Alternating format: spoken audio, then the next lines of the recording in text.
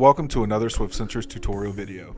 My name is Jason Land, and today we're going to go over how to edit the equipment on your console. Once we've logged into the account, simply find the piece of equipment that we're wanting to edit.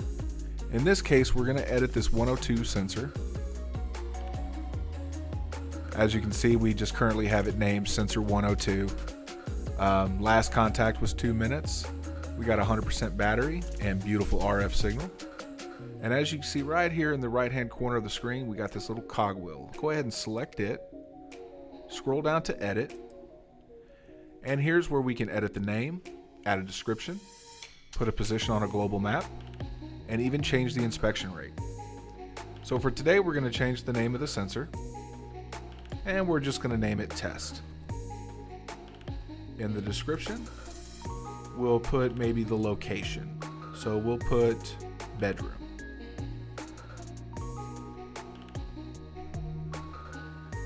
And once we've got all the fields at our liking, what we'll do is we'll just select this check mark here. And this updates all the information. As you can see, the name is now Test. And a little description there, bedroom.